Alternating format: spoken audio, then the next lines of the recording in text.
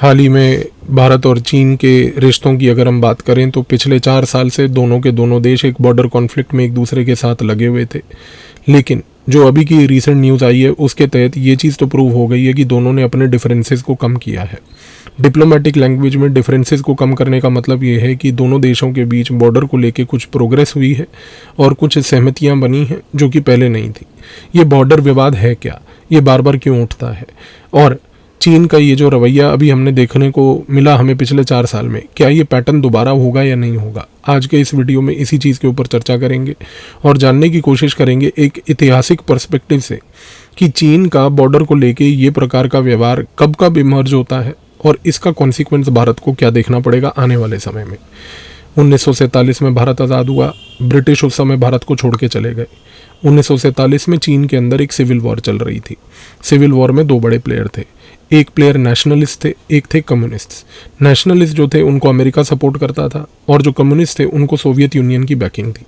Eventually 1949 में ये civil war ख़त्म हुई और जब ये सिविल वॉर ख़त्म हुई तो कम्युनिस्ट जो थे उन्होंने नेशनलिस्ट को हरा दिया। नेशनलिस्ट का जो लीडर था चंग काई शेक, उसको हराने के बाद ये परिस्थिति पैदा हुई कि चीन में communist party of China CPC ने अपनी सरकार 1949 में बनाई और चंग काई शेक और जो दूसरे नेशनलिस्ट जिनको अमेरिका समर्थन करता था उन लोगों को कम्युनिस्ट्स ने वहाँ से भगाकर जो फॉर्मोसा आइलैंड है, जिसको आज की डेट में हम ताइवान के नाम से जानते हैं, उनको वहाँ ले जाकर रख दिया। अब जाहिर सी बात है कि चीन जो है उस समय से एक बड़ी गंभीर परिस्थिति से गूंज रहा था और वो गंभीर परिस्थिति ये थी कि चीन को ये लगने लगा कि भाई मेरे सामने फॉर्मोसा आइलैंड है जो आज ताइवान है, वहाँ पर एक नेशनलिस्ट सरकार है जिसका चिंग काई शेक लीडर है। 1950 के दशक में चीन को ये लगने लगा कि अमेरिका चिंग काई शेक को आने वाले समय में भी सपोर्ट करेगा, क्योंकि शीत युद्ध जो था, कोल्ड वॉर, उसमें कम्युनिस्ट और कैपिटलिस्ट के बीच में ही लड़ाई थी।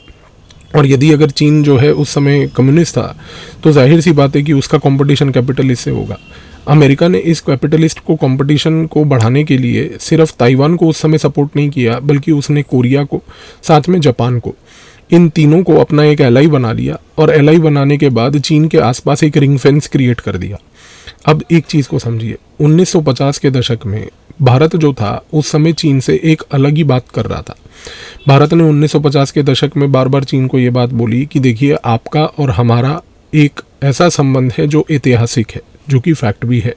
दोनों एंशिएंट सिविलाइजेशंस हैं, लेकिन इन दोनों एंशिएंट सिविलाइजेशंस के बीच में भारत ने 1950 के दशक में चीन को ये बात बोली कि हमारे बीच एक बॉर्डर है और ये बॉर्डर एग्जैक्टली ग्राउंड पे कहाँ है ये हम दोनों को नहीं पता। तो हमने उनको बार बार ये बात बोली चीन को कि आप आइए, बातचीत कीजिए और बातचीत कर कर एक बॉर्डर को डिफाइन करते हैं। अब सारी समस्या शुरू कहाँ से हुई? शुरू यहाँ से हुई कि जब चीन भारत के साथ इंगेज करने 1950 के दशक में बैठा तो भारत ने एक रवैया ये अपनाया कि उसने कहा कि भाई हम बॉर्डर को अगर देखेंगे तो हमारा देखने का नज़रिया वही होगा जिस नज़रिए से ब्रिटिश इस बॉर्डर को देख रहे थे। ब्रिटिश जो हमारे यहाँ पर 150 साल से राज कर रहे थे, उन्होंने बेसिकली क्या किया था कि अलग अलग लाइनें बनाकर, अलग अलग कमेटी कमीशंस बिठाकर अलग अलग प्रकार के बाउंड्रीज़ को बनाने की कोशिश की थी चीन के साथ। लेकिन दिक्कत क्या थी? क्या ब्रिटिश उस समय जो अलग अलग लाइनों का प्रयोग कर रहे थे, जिसमें जॉनसन लाइन थी, जिसमें अर्दग लाइन थी, जिसमें मैकार्टनी मैकडोनाल्ड लाइन थी, क्या इन लाइनों के तहत ब्रिटिश एक्चुअली में भारत और चीन का एक बॉर्डर बनाना चाहते थे? तो आंसर है नहीं। क्यों? क्योंकि अगर आप देखें तो ब्रिटिश ने जब भी बॉर्डर को बनाने की कोशिश करी, जिसमें सबसे पहली बार उन्होंने मुहिम 1865 में जॉनसन लाइन के तहत करवाई, उन्होंने हमेशा केवल एक ही उद्देश्य दिमाग में रखा कि चीन के साथ जो हमारी सीमा है वो ऐसी होनी चाहिए कि हम उस समय रशिया को भारत से दूर रख पाएं। क्योंकि जब ब्रिटिश भारत में उस समय था तो ब्रिटिश को खतरा केवल ये था कि कहीं ऐसा ना हो कि रूस जो है वो नीचे उतरता हुआ आ जाए और कश्मीर के थ्रू और चीन के आसपास के इलाकों के थ्रू वो भारत में घुस के ब्रिटिश को एक चैलेंज दे। तो ब्रिटिश ने जितनी बार भी कोशिश करी चीन के साथ एक सीमा को बनाने की, उनका उद्देश्य ये नहीं था कि भारत और चीन के बीच की एक बाउंड्री बने, बल्कि उनका उद्देश्य ये था कि बाउंड्री इस प्रकार से बने कि जिससे हम रूस को बेसिकली भारत में किसी प्रकार के इंटरफेरेंस को करने में नाकाम रखें। अब दिक्कत क्या थी? दिक्कत ये थी कि 1950 के दशक में जब हमने चीन को बिठाया और चीन से बातचीत करनी शुरू करी, तो हमने चीन को कहा कि भाई देखिए, हमारे पास 1865 की जॉनसन लाइन है, उसके बाद 1896 की अर्दग लाइन है, 1899 की मैकार्टनी मैकडोनल्ड लाइन है। हमने ये 3 लाइनें पकड़ी और फिर 1913 का शिमला कन्वेंशन। तो हमने चीन को ये बोला कि देखिए, ये 4 हमारे पास पैरामीटर्स हैं जो ब्रिटिश ने प्रयोग किए थे, इनके बेसिस पे बैठकर अब हम सीमा के मसले को हल करेंगे। उस समय चीन जो है, सबसे पहले उसने भारत को ये बात बोली कि देखिए भारत, ये जो ब्रिटिशर्स ने लाइन बनाने की कोशिश की थी, हम इन लाइनों को नहीं मानते, क्योंकि हम चाहते हैं कि इनके एरियाज़ में, जो खास करके आपके और मेरे बीच की जो सीमा है, उस इलाके में एक फ्रेश सर्वे किया जाए। इस फ्रेश सर्वे करने के बाद एक चीज़ तय हो जाएगी कि हम दोनों एक स्पष्ट तरीके से बाउंड्री को डिफाइन कर पाएंगे। लेकिन उस समय भारत के अंदर एक सेल्फ प्रोक्लेम्ड विश्वगुरु, अपने आप को घूमने वाला व्यक्ति, जो भारत का प्रधानमंत्री नेहरू था, उसको ये लगा कि नहीं, वो बातचीत से कोई भी मसले को विश्व के हल कर सकता है। उसको ये भी था कि भाई, जो मैं बोलूँगा चीन तो वो मानेगा, क्योंकि हम तो सेल्फ प्रोक्लेम्ड विश्वगुरु हैं, तो चीन कैसे हमारी बात नहीं मानेगा। तो भारत उस समय इस चीज़ को लेके अड़ गया। अब समस्या क्या थी कि 1950 के दशक में चीन को एक बहुत बड़ा खतरा था। खतरा क्या था? ध्यान से समझिए। चीन को ये लग रहा था कि भाई, मैं एक कम्युनिस्ट देश हूँ और मेरे ईस्टर्न साइड पे यानी कि उस इलाके में जहाँ पर पैसिफिक ओशन वाला इलाका है, उस जगह पर बेसिकली अमेरिका ने अपने संधि क्रिएट कर रखे हैं। वहाँ पर ताइवान से लेके, कोरिया से लेके, जापान से लेके, इन लोगों को खड़ा करके वो मेरे पे बहुत गहरी नज़र रख रहा है और हो सकता है कि मुझे यहाँ से अटैक करे। तो ये कहना गलत नहीं होगा कि 1950 के दशक में चीन को ये लगता था कि ईस्टर्न पेरिफेरी में, उस इलाके में एक फ्रंट खोल रखा है अमेरिका ने। दूसरा, उस समय चीन को दूसरी समस्या ये हुई कि पहले उसको भारत का ये रवैया बड़ा अजीब लगा। जब भारत को उसने ये बात बोली कि भाई, हम आपके साथ बॉर्डर पे एक फ्रेश सर्वे करना चाहते हैं, और भारत ने इस चीज़ को लेके मना कर दिया, तो चीन को लगा कि ये भारत जो है, ये मेरे लिए एक अननेसेसरी अड़चन बन रहा है। अब ये चीन का रवैया और कैसे चेंज हुआ भारत को लेके? 1950 के दशक में 2 चीज़ें और हुई। पहली चीज़ ये थी कि 1950 के दशक में चीन की तरफ से एक गलती ये हुई कि जो भारत और चीन के बीच में एक आज़ाद देश तिब्बत हुआ करता था, चीन ने उस आज़ाद देश को इल्लीगली ऑक्यूपाई करा, और ऑक्यूपाई करके जो है उसको अपने ही चीन का एक साम्राज्य का एक हिस्सा बना लिया। अब जब ये चीज़ हुई तो भारत ने उस समय तिब्बत के इस इल्लीगल ऑक्यूपेशन को सही नहीं ठहराया। अब जब हमने इस चीज़ को सही नहीं ठहराया तो चीन को उस समय ये लगने लगा कि भारत यदि ये बात बोल रहा है कि वो तिब्बत के हमारे कंट्रोल से कंफर्टेबल नहीं है, तो इसका मतलब है कि भारत जो है तिब्बत में किसी प्रकार की कोई गतिविधि को अंजाम देगा। चीन के मन में एक भ्रम ये पैदा हो गया कि कहीं भारत जो है वो तिब्बत कार्ड का प्रयोग करके तिब्बत में यदि किसी प्रकार की इंस्टेबिलिटी क्रिएट करने लगा, तो मेरे लिए तो समस्या इधर वेस्टर्न साइड पे भी हो जाएगी। ईस्टर्न साइड पे तो मैं ऑलरेडी जूझ रहा हूँ, तो वहाँ पर ताइवान है, जापान है, वहाँ पे कोरिया है, और वेस्टर्न साइड पे यदि तिब्बत एक फ्रंट खुल गया तो चीन के मन में 1950 के दशक में एक ये पॉइंट आया कि मेरे लिए तो ये 2 फ्रंट प्रॉब्लम हो जाएगी। आप सोच के देखिए इसके बारे में। अब हुआ क्या? भारत ने उस समय 1950 के दशक में एक काम और किया, और ये काम जो है इसने बेसिकली भारत और चीन के बीच के जो रिश्ते थे उनको परमानेंटली जो है उसके एक फेट को डिसाइड कर दिया। 1950 के दशक में नेहरू ने उस समय भारत की इंटेलिजेंस ब्यूरो को अमेरिका की CIA के साथ एंगेज करने को बोला, और CIA के साथ एंगेज करने के बाद एक ऐसी परिस्थिति पैदा हुई कि इस केस में CIA ने भारत का पूरा प्रयोग करते हुए, भारत की टेरिटरी का पूरा प्रयोग करते हुए तिब्बत में इंस्टेबिलिटी पैदा कर दी। और तिब्बत में इंस्टेबिलिटी इस तरीके की पैदा हुई कि 1957 से लेके 1958 तक अगर आप उस एरिया को पूरा देखें तो 1957, 1958, 1959 ये 3 साल जो हैं भारत और चीन के इतिहास के बड़े महत्वपूर्ण साल हैं, क्योंकि इन 3 सालों में सबसे पहले तो ये हुआ कि हमने जब CIA को अलाउ किया कि भारत की टेरिटरी का प्रयोग करके तिब्बत में कोई भी गतिविधि कीजिए, तो वो गतिविधि उन्होंने इस प्रकार की करी कि तिब्बत से उन्होंने दलाई लामा को उठाकर इवेंचुअली भारत ले आए, और दूसरा ये हुआ कि तिब्बत के लोगों के मन में एक ऐसी नफरत की राजनीति पैदा कर दी कि उन्होंने चीन को एक्सेप्ट करने से ही मना कर दिया। 1960 तक ऐसी परिस्थिति पैदा हो गई कि चीन को अब ये चीज़ समझ आ गई कि पहली बात, भारत एक तिब्बत कार्ड खेलना चाहता है। भारत तिब्बत कार्ड इसलिए खेलना चाहता है क्योंकि वो फ्रेश सर्वे बॉर्डर पे करना नहीं चाहता और मेरे पे ब्रिटिश की द्वारा बनाई गई लाइनों को इम्पोज करना चाहता है। और चीन के मन में ये भी बैठ गया कि अमेरिका और भारत एक दूसरे के साथ मिले हुए हैं। भारत जो उस समय एक ढोंग रच रहा था कि हम नॉन अलाइंड है, वो सब ढोंग था। और चीन के मन में ये बात बैठ गई कि भारत और अमेरिका एक दूसरे के साथ मिले हैं और जो भारत है वो बेसिकली वेस्टर्न साइड पे तिब्बत की ओर मेरे लिए एक और सेकंड फ्रंट खोलना चाहता है। तो एक चीज़ को समझिए कि चीन के मन में 1960 में एक चीज़ तय हो गई थी कि वो एक टू फ्रंट थ्रेट को लेके बहुत ज़्यादा परेशान था। लेकिन उसको ये बात पता थी कि भाई ये जो टू फ्रंट थ्रेट है इसमें से मेरे को कुछ ना कुछ करके कुछ तो मिटिगेट करना होगा। 1961 में चीन ने अमेरिका से इनडायरेक्टली बातें करी और ये सारी बातचीत हुई चीन और अमेरिका के बीच में पोलैंड में।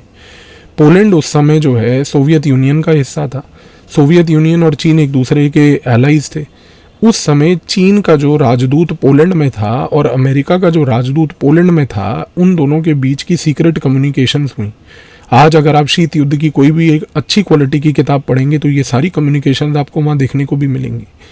उन कम्युनिकेशंस में क्या हुआ, चीन के जो पोलैंड का राजदूत था और अमेरिका का जो पोलैंड में राजदूत था, उन दोनों के बीच चर्चा ये हुई कि चीन ने अमेरिका से अपफ्रंट एक सवाल पूछा कि भाई क्या आप ताइवान और क्या आप जापान और कोरिया का प्रयोग करके मेरे को ईस्टर्न साइड से अटैक करना चाहते हो। अमेरिका ने उस समय इस चीज़ का जवाब ये दिया कि हम आपको अटैक नहीं करना चाहते। और ये बड़ा एक महत्वपूर्ण जवाब था क्योंकि अमेरिका ने उस समय चीन को ये समझाया कि हमने आपके आसपास सैटेलाइट स्टेट्स क्रिएट किए हैं, हम आप पे नज़र रखना चाहते हैं, लेकिन हम आपको अटैक नहीं करना चाहते। हम आपको अटैक इसलिए नहीं करना चाहते क्योंकि हमारा इस समय सबसे बड़ा अगर कोई थ्रेट है तो वो है सोवियत संघ।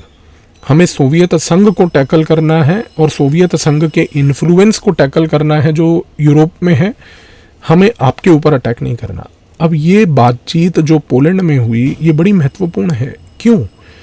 क्योंकि जब चीन को 1961 में ये भरोसा मिला कि भाई मेरे ईस्टर्न फ्रंट से मुझे कोई अटैक नहीं होगा, तो 1960 में जो चीन के मन में एक टू फ्रंट थिएटर का एक प्रॉब्लम चल रहा था, उसमें से एक फ्रंट तो ख़त्म हो गया। और जो ये फ्रंट ख़त्म हुआ ईस्टर्न फ्रंट वाला, उसमें एक चीज़ तो तय हो गई कि चीन को अब ये समझ आ गया कि अब मैं अपनी सारी अटेंशन जो है भारत और भारत की इन गतिविधियों को जो तिब्बत में वो कर रहा है उस पर लगाता हूँ।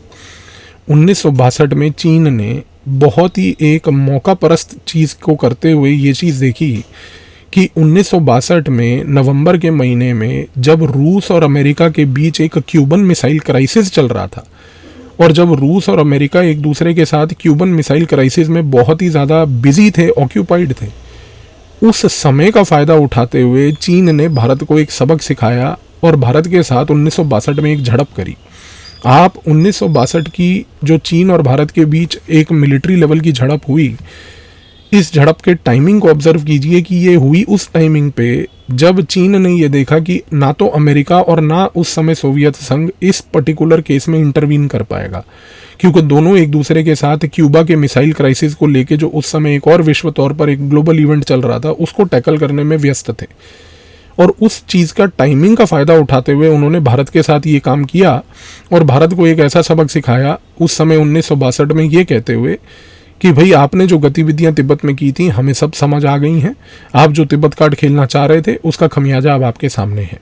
भारत को एक सरप्राइज एलिमेंट देने से चीन को ये चीज़ समझ आ गई कि भारत की, क्योंकि उस समय सेना तैयार नहीं थी, भारत उस तरीके से रेडी नहीं था रिस्पॉन्ड करने के लिए, तो इस चीज़ का एक साइकोलॉजिकल गेन चाइना को हुआ। और वो भारत इसलिए तैयार नहीं था क्योंकि नॉट कि ऐसा नहीं है कि हमारी कोई मिलिट्री में दम नहीं था या हमारी मिलिट्री ये चीज़ कर नहीं सकती थी, लेकिन हमारी जो राजनीति थी उस समय वो ये थी कि राजनीति के तहत हमने अपनी मिलिट्री को ये बात कह दी थी कि आपको बेसिकली चीन के साथ कोई लेना देना नहीं है, आप मिलिट्री में हैं, आप चुपचाप जो है रोज़ सुबह उठ के परेड कीजिए और उसके बाद अपने घरों में जाकर बैरिक्स में जाकर सो जाइए। क्योंकि उस समय नेहरू को ये लगता था कि सेल्फ प्रोक्लेम्ड हम तो भाई एक प्रकार के विश्व गुरु हैं, तो हम ही सारे मसलों को विश्व के हल कर लेंगे, और इसका खमियाजा भारत को भुगतना पड़ा। लेकिन इसके बाद एक चीज़ तो तय हो गई कि भारत की आर्मी के पास कैपेबिलिटी तो 1947 से थी, जब हमने एक नीच किस्म के पाकिस्तान को उसको एक जवाब दिया था 1947-48 की जंग में। तो ये कहना कि 1962 में भारत की सेना के पास कैपेबिलिटी नहीं थी, ये गलत होगा। 1962 में भारत की सेना को काम करने की लिबर्टी नहीं दी गई हमारी पॉलिटिक्स की तरफ से, हमारे पॉलिटिकल क्लास की तरफ से, जिसकी वजह से ये झड़प भारत को देखनी पड़ी। लेकिन चाइना ने उस समय जो है टाइमिंग का फ़ायदा उठाया। उस समय उसने ये चीज़ भी इंश्योर करी कि हम भारत को एक मैसेज भी दे पाएँ जो वो देना चाहते थे।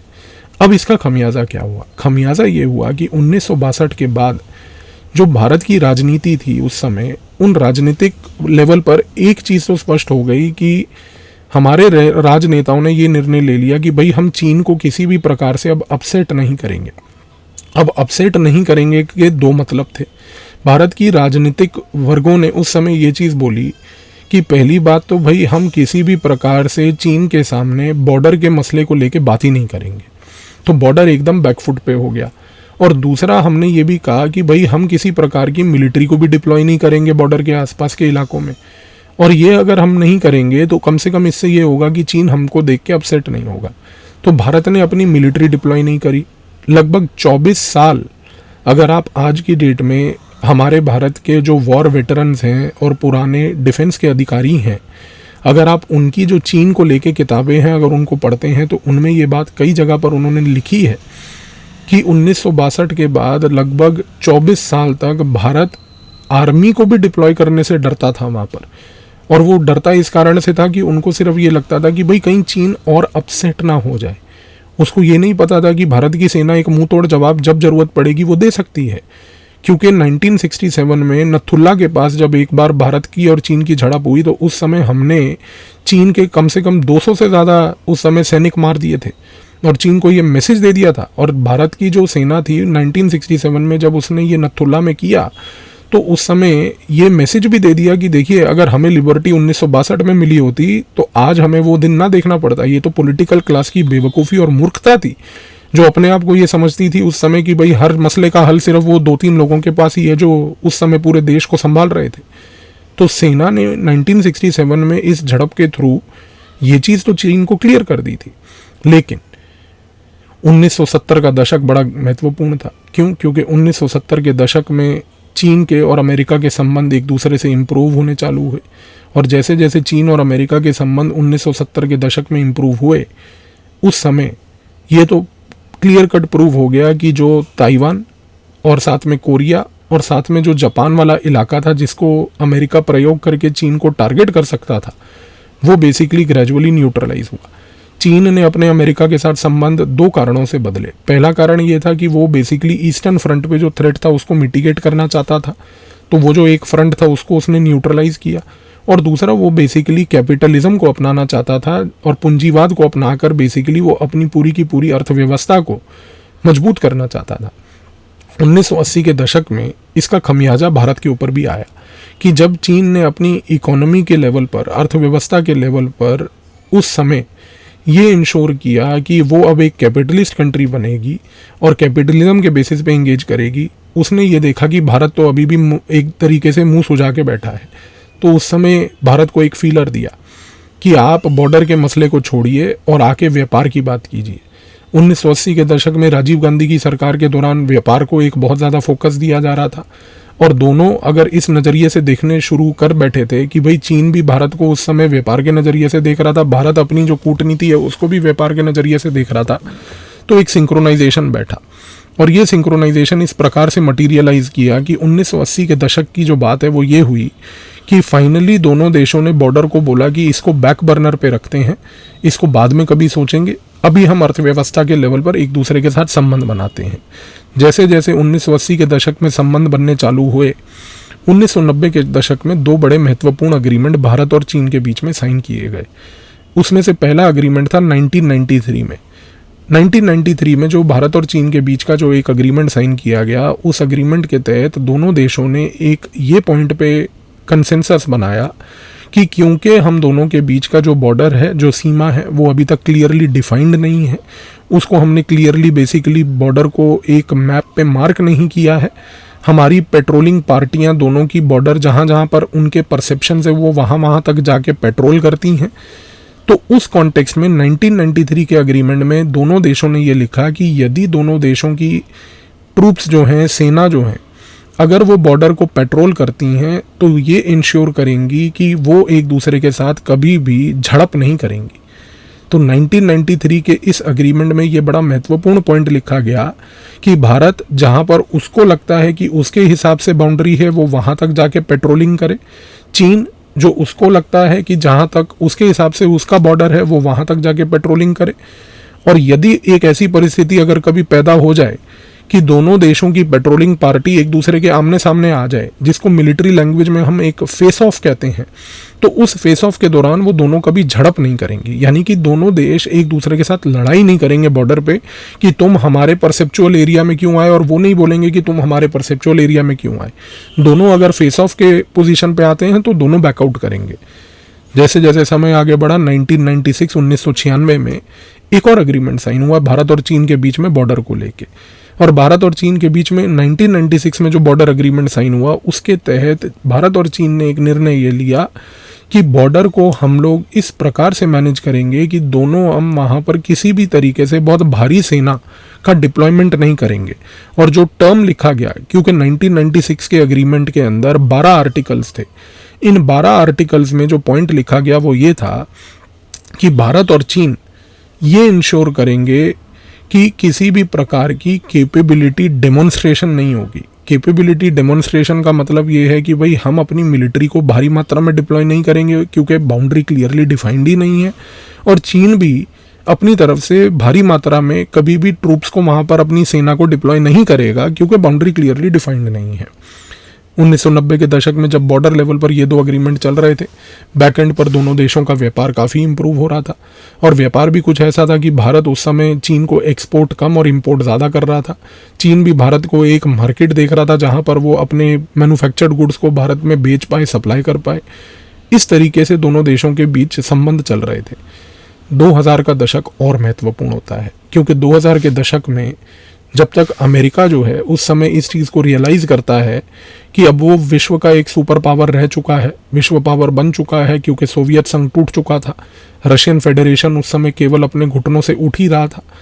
उसने एक चीज़ ऑब्जर्व करनी शुरू करी 2000 के दशक में कि उसका जो अब असली कॉम्पिटिटर है वो सोवियत संघ तो है नहीं क्योंकि वो तो ख़त्म हो गया 1990 के दशक में, वो रशियन फेडरेशन तो है नहीं क्योंकि उसको उठने में अभी समय लगेगा।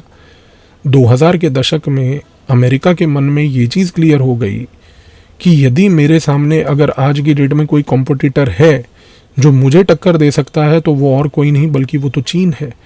इस देश ने तो मेरे साथ एंगेज करके मेरी कैपिटलिज्म को अपना के अपनी अर्थव्यवस्था को इतना मजबूत कर लिया कि आज की डेट में उन सारे देशों की अर्थव्यवस्था के साथ एंगेज कर रही है चीन, जिनके साथ पहले मैं एंगेज किया करता था। इस कॉन्टेक्स्ट में 2000 का दशक इसलिए महत्वपूर्ण होता है क्योंकि अमेरिका का चीन को लेके जो मानसिक तौर पर व्यवहार है वो बदलने शुरू होता है। अमेरिका अब चीन को एक सस्पिशन के नज़रिए से देखना शुरू करता है। अमेरिका को ये समझ आ जाता है कि चीन जो है, क्योंकि मेरे लिए एक कॉम्पिटिटर है, तो मुझे ये चीज़ इंश्योर करनी पड़ेगी कि चीन के आसपास के जो देश हैं उन देशों की कैपेबिलिटी को बढ़ाना पड़ेगा, जिससे कि मैं चीन को अगर कंटेन करना चाहूँ और काउंटर करना चाहूँ लॉन्ग रन में तो मैं ये चीज़ कर सकता हूँ। इसी रीज़न से आप देखिए कि 2000 के दशक में 2005 में सबसे पहले अमेरिका ने भारत को एक न्यूक्लियर डील दी। 2007-8 में उसने भारत को उस समय न्यूक्लियर सप्लायर्स ग्रुप में एक वेवर दिलवाते हुए भारत के न्यूक्लियर ट्रेड को ग्लोबल लेवल पर उजागर किया। और सबसे महत्वपूर्ण चीज़ ये है कि चीन का रवैया ये चीज़ को देख के फिर से बदल गया। पहली चीज़, चीन को 2000 के दशक में अब ये समझ आने लगा कि अमेरिका भारत को फिर से प्रयोग कर रहा है और भारत को फिर से वो रेडी कर रहा है एक फ्रंट बना के, जिसके तहत वो मुझे काउंटर करना चाहता है। और उसने ये चीज़ देखी कि अमेरिका ऑलरेडी ताइवान, कोरिया और जापान के साथ तो इंगेज कर ही रहा है, क्योंकि वो तो उसके पुराने एलाई हैं। कहीं ऐसा ना हो कि अमेरिका एक ऐसी परिस्थिति पैदा कर दे कि एक लंबा सा एक आर्क बना दे, और जिस आर्क में ऑस्ट्रेलिया, न्यूजीलैंड से होते हुए कोरिया से लेकर, जापान से लेकर आने वाले समय में भारत, ये सारे ऐसे स्टेट्स बन जाएं जो चीन को कंप्लीटली हर तरफ से घेर लें। और चीन का ये जो डर था, ये इफ़ेक्टिवली उसका डर प्रूव हुआ 2010 में, क्योंकि 2010 में अमेरिका के राष्ट्रपति ने, उस समय ओबामा ने, एक नया इनिशिएटिव लॉन्च किया, और उस इनिशिएटिव का नाम था ARI। ARI मतलब एशियन रीबैलेंसिंग इनिशिएटिव। इस एशियन रीबैलेंसिंग इनिशिएटिव को पिवट टू एशिया भी बोला गया। पिवट टू एशिया या एशियन रीबैलेंसिंग इनिशिएटिव के तहत उस समय अमेरिका जो है, एक रणनीति के तहत इस पॉइंट पे उतर आया कि मुझे हर हालात में इन सारे देशों की, इंक्लूडिंग भारत, इनकी कैपेबिलिटी को बढ़ाना है। और चीन के मन में उस समय फिर से ये चीज़ उठने लग गई कि एक ईस्टर्न साइड पे मेरे पास है जापान, कोरिया और ताइवान, और वेस्टर्न साइड पे अब ये हो गया पूरा का पूरा भारत, क्योंकि तिब्बत वाला इशू खत्म हो गया, अब है भारत। तो चीन के मन में 2010 से फिर से ये चीज़ शुरू हो गई कि भाई आप टू फ्रंट सिनेरियो एक और बार देखना चाह रहे हैं। आप इस पॉइंट पे गौर कीजिए। चीन तब डरता है जब जब उसके मन में टू फ्रंट वॉर का सिचुएशन क्रिएट होता है।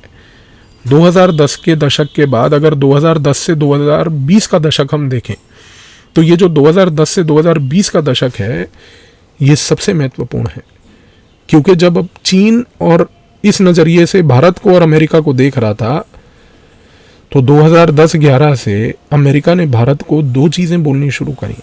अमेरिका ने भारत को बोला कि भाई ये तुमने बॉर्डर लेवल पर किया क्या है। हमने कहा कि आप क्या कहना चाहते हैं। तो अमेरिका ने बोला कि भाई बॉर्डर लेवल पर 1962 के बाद आपने किसी प्रकार का कोई इंफ्रास्ट्रक्चर नहीं बनाया। उधर अगर आप चीन की तरफ को देखें तो उन्होंने हमें सैटेलाइट इमेजेस दिखाई और बताया कि देखिए चीन ने एडवांस्ड सड़कें बना रखी हैं, एडवांस्ड लैंडिंग ग्राउंड्स बना रखे हैं, एयर स्ट्रिप्स बना रखी हैं, हवाई पट्टी डाल रखी है। चीन, हमारे को अमेरिका ने समझाया 2010-11 में कि भाई अगर कल को आपकी दोबारा चीन के साथ बॉर्डर को लेके अगर कोई झड़प हुई, तो चीन उस समय इतना बॉर्डर इंफ्रास्ट्रक्चर बैकएंड पे क्रिएट कर चुका है 1962 से लेके अब तक, कि उसको वहाँ पर 3 से 4 लाख सैनिक को लाकर डिप्लॉय करने में 5 से 6 दिन लगेंगे। और 3 से 4 लाख सैनिक आप अपनी तरफ से तो डिप्लॉय कर ही नहीं पाओगे, क्योंकि आपके पास ना हवाई पट्टी है वहाँ पर, ना आपके पास कोई सड़कें हैं, ना आपके पास कोई स्ट्रेटेजिक हाईवेज हैं। आपने तो पूरे के पूरे बॉर्डर को एक्सपोज करके मतलब खाली छोड़ दिया। ऐसा क्यों किया? तो 2011 में हमारी उस समय की लोकप्रिय सरकार ने ये बात बोली कि हम तो इसलिए ये काम कर रहे थे क्योंकि हमें चीन को अपसेट नहीं करना, क्योंकि हम चीन को एक बार 1962 से पहले अपसेट कर चुके हैं, तो उस कारण से हमने कोई इंफ्रास्ट्रक्चर क्रिएट नहीं किया। अमेरिका ने अपना माथा पकड़ा और बोला कि भैया प्रायोरिटी लेवल पर इंफ्रास्ट्रक्चर क्रिएट करना चालू कीजिए। आप इस चीज़ में कितने बड़े लॉस पर हैं आपको खुद नहीं समझ आ रहा है। लेकिन उस समय 2012-13 का समय आप जानते ही हैं देश के इतिहास में क्या था, तो किसी भी प्रकार के कोई निर्णय इस लेवल के लिए नहीं गए। और 2014 से फिर जब सरकार बदली, तो सरकार ने सबसे पहले प्रायोरिटी लेवल पर बॉर्डर के इंफ्रास्ट्रक्चर को फोकस करना शुरू किया। अब आप एक चीज़ को देखिए, 2014 से लेकर 2020 तक 6 साल के अंदर अंदर जितनी बार भारत ने इंफ्रास्ट्रक्चर बनाया, बॉर्डर के आसपास चीन के इंफ्रास्ट्रक्चर को क्रिएट किया, उन हर टाइम पे चीन को ये डर लगने लगा कि भारत मेरे साथ इंफ्रास्ट्रक्चर पे एक पैरिटी प्राप्त कर रहा है। पैरिटी मतलब बराबरी प्राप्त कर रहा है। उस समय चीन को ये लगने लगा कि ये पैरिटी, ये जो भारत प्राप्त कर रहा है, ये जो बराबरी मेरे साथ इंफ्रास्ट्रक्चर लेवल पे करना चाह रहा है, ये खुद नहीं कर रहा है, ये अमेरिका करवा रहा है, जो कि सच भी था। और सबसे बड़ी बात कि चीन को ये लगने लगा कि ये इंफ्रास्ट्रक्चर का प्रयोग कल को अगर मान लीजिए अमेरिका के बीच और मेरे बीच संबंध खराब होते हैं, तो चीन को लगा कि ये ना हो कि इस इंफ्रास्ट्रक्चर का प्रयोग भारत फिर से जो है अमेरिका को उस समय करने दे, कि जिससे कि अमेरिका के ट्रूप्स अगर ऐसी ज़रूरत पड़ी तो भारत के अंदर घुस के चीन को काउंटर करे। तो चीन के मन में भारत फिर से वो एक वैसा विलन किस्म का देश बनने लग गया कि जो इंफ्रास्ट्रक्चर क्रिएट इसलिए कर रहा है कि वो अमेरिका को इन इंफ्रास्ट्रक्चरल फैसिलिटीज़ की सुविधा दे, जिससे कि अमेरिका कल को, मान लीजिए अगर फ्यूचर में ऐसी झड़प होती है अमेरिका और चीन के बीच में, तो भारत की टेरिटरी का प्रयोग करके और इस इंफ्रास्ट्रक्चर का प्रयोग करके अमेरिका एक फ्रंट यहाँ पर खोल सकता है। ये समस्या और ये जो सस्पिशन चीन के मन में था, ये और गहरा तब हुआ जब 2014 से लेके 2020 तक भारत ने और अमेरिका ने मिलकर एक फंक्शनल मिलिट्री रिलेशनशिप इस्टेब्लिश करी। इस फंक्शनल मिलिट्री रिलेशनशिप के तहत भारत ने एक logistical exchange memorandum of agreement America से साइन किया। इस logistical exchange memorandum of agreement, जिसको लिमोआ भी कहते हैं, जो अमेरिका के साथ हमने साइन किया, इस अग्रीमेंट का सिग्निफिकेंस ये था कि भारत ने अपनी जो नेवी की फैसिलिटीज़ हैं और नेवी के जितने भी पोर्ट्स हैं, उन सारे पोर्ट्स में अमेरिका को अपनी शिप्स को यहाँ पर ला के रुकने का, रीफ्यूल करने का और इन शिप्स को भारत की शिप्स के साथ खड़ा करने की परमिशन दे दी। चीन के मन में ये बात अब स्पष्ट हो गई कि भाई भारत जो है अगर अपने नेवी के पोर्ट्स का प्रयोग अमेरिका को करने दे रहा है तो लॉन्ग रन का खेल क्या है। ये प्रॉब्लम और तब बढ़ी जब उसी फंक्शनल मिलिट्री रिलेशनशिप के तहत भारत ने 2 और अग्रीमेंट साइन करे, जिसमें एक था स्पेशियल टेक्नोलॉजी को लेके और एक था कम्युनिकेशन सिक्योरिटी को लेके। अब ये दोनों अग्रीमेंट महत्वपूर्ण क्यों हैं, इसको भी देखिए। भारत ने जब अमेरिका के साथ कम्युनिकेशन सिक्योरिटी के अग्रीमेंट को साइन किया, उस अग्रीमेंट के तहत अमेरिका ने भारत को 2 चीज़ें बोली। अमेरिका ने कहा कि भारत, आपको डिफेंस लेवल पर एडवांस्ड टेक्नोलॉजी की आवश्यकता है। ये एडवांस्ड टेक्नोलॉजी जो है, इसमें कम्युनिकेशन होती है। ये जो कम्युनिकेशन है, जो एडवांस्ड टेक्नोलॉजी है, ये टेक्नोलॉजी हम आपको तभी देंगे जब उसके सिक्योर्ड सर्वर्स होंगे, और वो सिक्योर्ड सर्वर्स तभी होंगे जब आप हमारे सर्वर्स का प्रयोग करोगे। तो उस कारण से भारत और अमेरिका ने एक कोमकासा अग्रीमेंट साइन किया, कम्युनिकेशन सिक्योरिटी अग्रीमेंट। और इस कम्युनिकेशन सिक्योरिटी अग्रीमेंट के तहत अमेरिका ने भारत को उस समय एडवांस्ड इस प्रकार के इनक्रिप्टेड टेक्नोलॉजीज जो कम्युनिकेशन में मिलिट्री लेवल पर प्रयोग होते हैं वो प्रोवाइड करे। चीन के मन में डर फिर से यही बैठ गया कि भाई अगर भारत और अमेरिका इस लेवल पे इंगेज कर रहे हैं कि America highly encrypted technology Bharat को दे रहा है जिसको मैं भी टैकल नहीं कर सकता, तो ये बात तो तय हो रही है कि अमेरिका भारत का प्रयोग कर रहा है। और दूसरा अग्रीमेंट था जियो स्पेशियल इंटेलिजेंस का। इस जियो स्पेशियल इंटेलिजेंस का अग्रीमेंट, जिसको बेका कहते हैं, इस अग्रीमेंट के तहत बेसिकली अमेरिका ने ये बात बोली भारत को कि हम आपको एडवांस्ड सैटेलाइट इमेजरी प्रोवाइड करेंगे। आपकी जितनी भी इंटेलिजेंस एजेंसीज हैं, भारत की इंटेलिजेंस ब्यूरो और रिसर्च एंड एनालिसिस विंग, इसको डे टू डे लेवल पर एडवांस्ड सैटेलाइट इमेजरी प्रोवाइड करेंगे, जिससे कि आप ये चीज़ देख सकते हो कि चीन की गतिविधियाँ किस लेवल की हैं।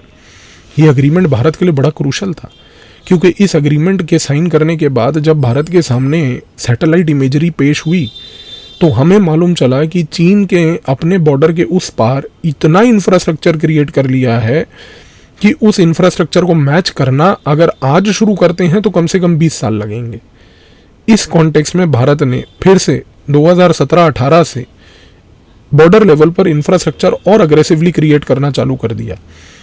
और 2020 में भारत ने एक बहुत ही महत्वपूर्ण इंफ्रास्ट्रक्चर प्रोजेक्ट कंप्लीट किया, और वो प्रोजेक्ट था दबरुक श्योक दौलत बेग ओल्डी रोड। दौलत बेग ओल्डी जो है, डीबीओ जिसको हम लोग मिलिट्री लैंग्वेज में कहते हैं, वो एक हवाई पट्टी है। वो एक एडवांस्ड लैंडिंग ग्राउंड है जहाँ पर एक बड़ा जहाज़ उतर पाता है। और दौलत बेग ओल्डी का सिग्निफिकेंस ये है कि वो ऐसी जगह पर है कि वहाँ से हम अपने ट्रूप्स, जो हमारी सेना इस समय सियाचिन ग्लेशियर पे बैठी है, उसको रीइंफोर्समेंट प्रोवाइड करते हैं। अब दिक्कत क्या थी, आप सोच के देखिए। दौलत बेग ओल्डी पे भारत के पास ऑलरेडी एक हवाई पट्टी थी। हमारे लेह लद्दाख के एयरपोर्ट से जहाज़ उड़ता था, दौलत बेग ओल्डी लैंड करता था। वहाँ पर हमारे ट्रूप्स जो सियाचिन ग्लेशियर पे हैं उनको सप्लाई और रीइंफोर्समेंट मिलती थी। लेकिन दिक्कत ये थी कि हमारे सियाचिन में जितनी भी सेना डिप्लॉयड है उसको कोई भी रीइंफोर्समेंट यदि पहुंचानी थी तो वो केवल और केवल दौलत बेग ओल्डी के हवाई पट्टी से ही पहुंच पा रही थी। बाय रोड जो है कोई रूट था ही नहीं अभी तक।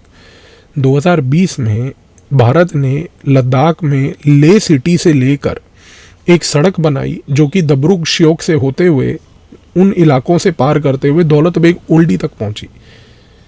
और इस रोड के बाद, जो कि एक ऑल वेदर रोड थी, यानी कि हर समय पूरा साल सर्दी हो गर्मी हो सब जगह पर ये रोड चलेगी, जब ये रोड बनी तो चीन को ये समझ आ गया कि ये रोड भारत के लिए एक गेम चेंजर है, ये हाईवे भारत के लिए एक गेम चेंजर है। क्योंकि इस हाईवे के बाद भारत सिर्फ दौलत बेग ओल्डी को बाय रोड एक्सेस नहीं दे सकता, बल्कि इस रोड के थ्रू वो अपनी मिलिट्री को भी अगर जरूरत पड़े तो डिप्लॉय कर सकता है। अब समझने की कोशिश कीजिए कि इस कॉन्टेक्स्ट में जैसे ही इस रोड का उद्घाटन 2020 में हुआ, चीन ने उसी समय लद्दाख में एक फ्रंट खोल दिया और वहां पर उसने अपनी ट्रूप्स को डिप्लॉय कर दिया, सेना को बुला दिया और भारत के साथ एक कॉन्फ्लिक्ट में भिज गई। और दौलत बेग ओल्डी वाली ये सड़क, दबरुक श्योक दौलत बेग ओल्डी की ये सड़क को देख के चीन इतना बौखला गया कि उसने अपनी सेना को भारत के अंदर के इलाकों में भेजना शुरू कर दिया, और वो भी उन इलाकों में जहां पर पहले चीन कभी घुसा ही नहीं था, जैसे कि गलवान वैली के उस इलाके में भी चीन घुस बैठा, जहां पर वो एरिया उसने आज तक जीवन में कभी क्लेम नहीं किया था कि ये उनके परसेप्शन के हिसाब से उनका इलाका है। और तो और जून जुलाई के महीने में 2020 में गलवान वैली में आप जानते हैं कि भारत और चीन के बीच में एक ऑफिशियल लेवल पर झड़प भी हो गई। भारत के कई सैनिक शहीद हुए, चीन के भी कई मरे। लेकिन दिक्कत क्या थी? जैसे ही ये हुआ, दो समस्याएं क्रिएट हो गई। पहला कि एक कॉन्फ्लिक्ट हुआ, झड़प हुई जिसमें मौतें हुई, और दूसरा कि चीन ने भरपूर मात्रा में अपनी ट्रूप्स को पूरे के पूरे लद्दाख में डिप्लॉय कर दिया। डिप्लॉय करने का लॉजिक ये था कि भारत को एक दबदबा बना के दिखाया जाए, हम आपको अब छोड़ेंगे नहीं। अब खेल को समझिए। आज की डेट में अगर आप देखें तो भारत क्या बात बोलता है? भारत बार बार ये बोलता है कि चीन ने 1993 और 1996 के एग्रीमेंट का उल्लंघन किया है। 93 एग्रीमेंट का उल्लंघन उसने गलवान वैली में बल का प्रयोग करके, लड़ाई करके, झड़प करके किया, और 1996 का एग्रीमेंट का उल्लंघन उसने किया क्योंकि उसने भारी मात्रा में कैपेबिलिटी डिप्लॉयमेंट की, जो कि कैपेबिलिटी डिप्लॉयमेंट परमिटेड नहीं थी। दोनों देशों ने एग्रीमेंट के तहत बोला था कि हम नहीं करेंगे। इस रीज़न से 2020 से भारत ने एक रणनीति अपनाई कि हमने 3 शब्दों का प्रयोग किया। हमने कहा कि चीन, आपने जो लद्दाख में किया है वो गलत है, आपको डी एस्केलेशन करना होगा, डिसएंगेजमेंट करना होगा और स्टेटस को एंटी को रीस्टोर करना होगा। हमने चीन को बोला कि उन सारे इलाकों में जहां पर अभी आपने अपनी ट्रूप्स को डिप्लॉय किया है, जिसमें पैंगोंग है, गलवान है, जिसमें उस समय इसके साथ साथ गोगरा हॉट स्प्रिंग्स है, देपसंग है और देमचौक है, इन सारे इलाकों में जहां जहां पर आपने कैपेबिलिटी डिप्लॉय कर रखी है, पहले तो इसको हटाइए, ये चीज़ एक्सेप्टेबल नहीं है। तो क्या हुआ? 2020 से दोनों देश डिसएंगेजमेंट टॉक्स में बैठने शुरू हुए। 2020 से लेकर 2024 तक कूटनीतिक लेवल पर, और सबसे बड़ी बात, इसके सवाए 2020 से 24 तक मिलिट्री के जो कोर कमांडर थे वो ग्राउंड लेवल पर चीन के साथ हर 2-3 महीने के बाद बैठ के डिसएंगेजमेंट और डी एस्केलेशन की चर्चा करने लगे। गोगरा हॉट स्प्रिंग्स, देपसंग, पैंगोंग, इसके साथ साथ गलवान और देमचौक, इन सारी जगहों पर यह बात बोली गई बार बार चीन को, आपको पीछे जाना ही होगा। और अब आज की डेट में सवाए देपसंग और देमचौक को छोड़ के बाकी सारी जगहों से चीन वापस जा चुका है। जो अभी हाल ही में भारत के साथ एग्रीमेंट हुआ चीन का, उस एग्रीमेंट के तहत यही बात बोली गई कि चीन जो है उसने जितनी भी एरियाज को ऑक्यूपाई करके रखा था, देपसंग और देमचौक को छोड़ के बाकी जगहों से वो रिट्रीट कर चुका है। देपसंग और देमचौक के बारे में चर्चा चल रही है, वहाँ से भी वो ग्रेजुअली रिट्रीट कर जाएगा। लेकिन सवाल ये उठता है कि ये सारा इशू का पैटर्न क्या था? पैटर्न अब आपको क्लियर हो गया होगा। जब जब भारत अमेरिका के साथ प्रॉक्सिमिटी बनाएगा, तब तब चीन के मन में एक आशंका पैदा होगी, और आशंका ये होगी कि अमेरिका भारत का प्रयोग करके मेरे साथ वेस्टर्न फ्रंट पे एक फ्रंट खोलना चाहता है, वहाँ पर ताइवान से लेके जापान कोरिया का प्रयोग करके वो ईस्टर्न फ्रंट खोलना चाहता है। यानी कि चीन के मन में बार बार आशंका ये रहती है कि मेरे लिए एक 2 फ्रंट वॉर सिनेरियो है और मैं इसको अफोर्ड नहीं कर सकता। भारत ने अभी तक ये चीज़ में अमेरिका का समर्थन किया है, लेकिन अमेरिका एक नाजायज़ नीच किस्म का देश है और वो किसी का नहीं है, क्योंकि अमेरिका ने इतना करने के बाद, भारत ने आपके इतने सहयोग के बाद, अमेरिका ने हमें क्या दिया? गुरपतवंत सिंह पन्नू जैसे आतंकवादियों को आपने पनाह दी। कनाडा का डस्टबिन ट्रूडो जो है उसको प्रयोग करके भारत की अंतर्राष्ट्रीय छवि खराब करी। विकास यादव को एक लेके आपने फेक नैरेटिव पैदा करा। क्या मिला आपको ये सब करके? और ये सब आपने क्यों किया? सिर्फ इसलिए, एक कारण के लिए कि भारत ने अपनी एक इंडिपेंडेंट डिसीजन मेकिंग के तहत सिर्फ इतना बात बोली कि हम आपका समर्थन जो है रूस यूक्रेन के युद्ध में नहीं करेंगे। क्योंकि भारत ने सिर्फ इतनी बात बोली कि अगर रूस के साथ हम खड़े हैं, वो इसलिए खड़े हैं क्योंकि रूस हमें तेल दे रहा है जो हमारी नेशनल सिक्योरिटी के लिए इम्पोर्टेंट है, इसलिए क्योंकि हमें पता है कि यूक्रेन के अंदर आप जो काम कर रहे हैं वो गलत है। हमने ना तो रशिया का पक्ष लिया ना यूक्रेन का, हमने तो सिर्फ बार बार ये बात बोली कि ये समय वॉर का नहीं है, हमें पीस मेंटेन करना है और उसका खमियाजा आप हमें ये दे रहे हैं। ये कहकर कि गुरपतवंत सिंह पन्नू जैसे आतंकवादियों को लेकर, डस्टबिन ट्रूडो से लेकर, इन जैसे लोगों का प्रयोग करके आप हमारी छवि खराब करेंगे, तो फिर भारत ने भी सोच लिया कि ठीक है, अगर आपको यही लगता है कि आप इस हैसियत और इस नीचपने पे गिर सकते हैं, हम आपको बताएंगे। इस रीज़न से भारत ने लास्ट ईयर पहले तो रूस से बात करी, इस साल फिर भारत के प्रधानमंत्री रूस की एक विजिट पे भी गए और रूस की सहायता लेके हमने चाइना से एंगेजमेंट करते हुए अब ये जो ब्रेक थ्रू अचीव किया, इससे अमेरिका को एक बहुत बड़ा मैसेज मिल गया। आप भारत को ग्रांटेड नहीं ले सकते। ऐसा नहीं कर सकते कि जब आपका मन आएगा तो आप भारत का प्रयोग करेंगे और जब आपका मन आएगा आप हमें फेंक देंगे। भारत पाकिस्तान नहीं है यूज़ एंड थ्रो वाला। आप अपनी नीति और रणनीति क्लियर रखिए, क्योंकि ये चीज़ मत भूलिएगा कि अगर भारत, चीन, रूस अगर ये लोग इकट्ठे हो गए, आपकी पावर को नक्की करके साइड में रखने में 4 दिन नहीं लगेंगे। और आज की डेट में अमेरिका ये बात जानता है। तो ये जितनी भी हरकत अमेरिका ने पिछले 4 से 6 महीने में करी है, भारत ने अमेरिका के मुंह पे एक खींच के चांटा मारा है, जिससे 3 उंगलियां भी छपी हैं।